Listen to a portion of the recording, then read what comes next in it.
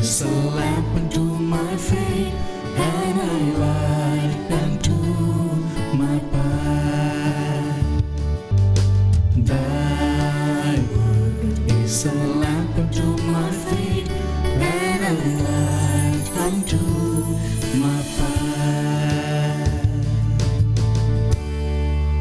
First reading. A reading from the first book of Samuel, chapter 18, verses 6 to 9, and chapter 19, 1 to 7. When David and Saul approached, on David's return after slaying the Philistine, women came out from each of the cities of Israel to meet King Saul, singing and dancing with tambourines, joyful songs, and sistrums. The women played and sang, "Saul has slain his thousands, and David his 10,000s. Saul was very angry and resentful of the song, for he thought, "They give David 10,000s, but only thousands to me. All that remains for him is the kingship." And from that day on, Saul was jealous of David. Saul discussed his intention of killing David with his son Jonathan and with all his servants. But Saul's son Jonathan, who was very fond of David, told him, "My father, Saul is trying to kill you. Therefore, please be on your guard tomorrow morning. Get out of sight and remain in hiding. I, however, will go out and stand beside my father in the countryside where you are, and will speak to him about you. If I learn anything, I will let you know."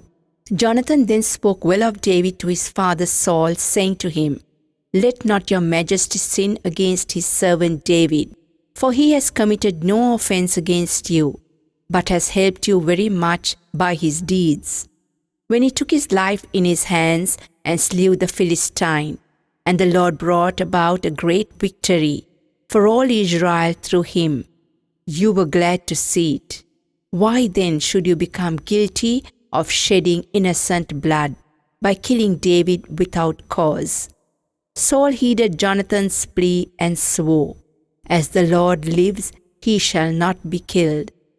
So Jonathan summoned David and repeated the whole conversation to him. Jonathan then brought David to Saul, and David served him as before. The word of the Lord. A reading from the Holy Gospel according to St. Mark, chapter 3, verse 7 to 12. Jesus withdrew toward the sea with his disciples. A large number of people followed from Galilee and from Judea, hearing what he was doing. A large number of people came to him also from Jerusalem, from Idumea, from beyond the Jordan, and from the neighborhood of Tyre and Sidon. He told his disciples to have a boat ready for him because of the crowd, so that they would not crush him. He had cured many, and as a result, those who had diseases were pressing upon him to touch him. And whenever unclean spirits saw him, they would fall down before him and shout, "You are the Son of God." He warned them sternly not to make him known. The Gospel of the Lord. My dear brothers and sisters in Jesus Christ, jealousy, to become jealous towards someone who is doing better than me, is a temptation to which we fall very often. In today's first reading, which is taken from the first book of Samuel, we see after King David has slain the Philistine giant Goliath, the women of Jerusalem, they came from their city while dancing and while singing with instruments and timbrels, saying, "Saul has slain 1,000 and David has slain 10,000. Saul has slain 1,000 and David has slain 10,000. Having listened to this song, King Saul became jealous towards King David.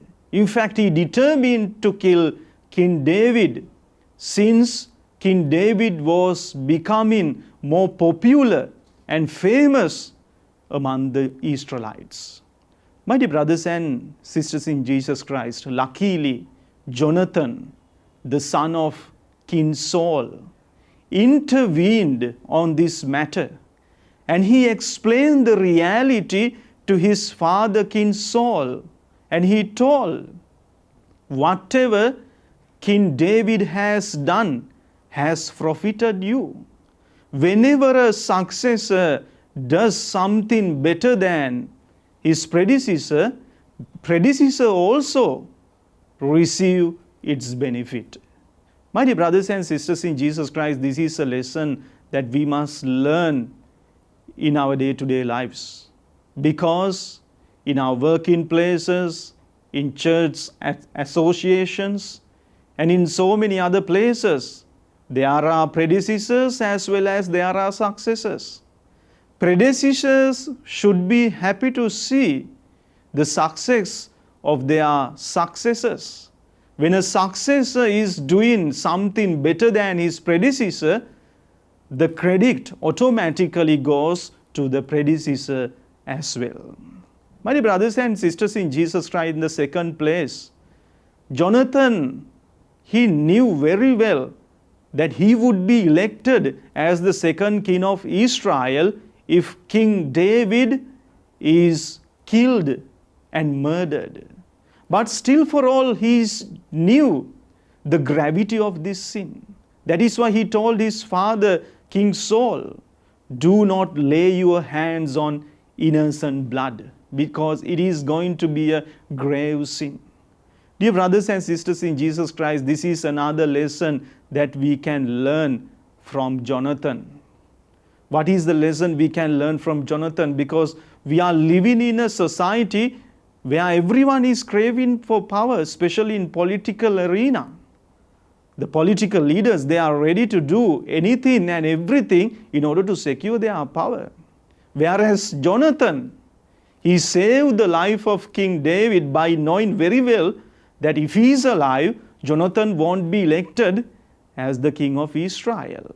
He was ready to give that position to the best person in the society of Israel. Therefore, my dear brothers and sisters in Jesus Christ, instead of trying to secure our power by hook or by crook, what is important is to give that power, surrender that power to the best person.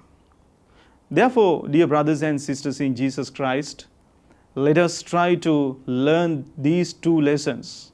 In the first place, let us not become jealous when we see that our successors are doing well.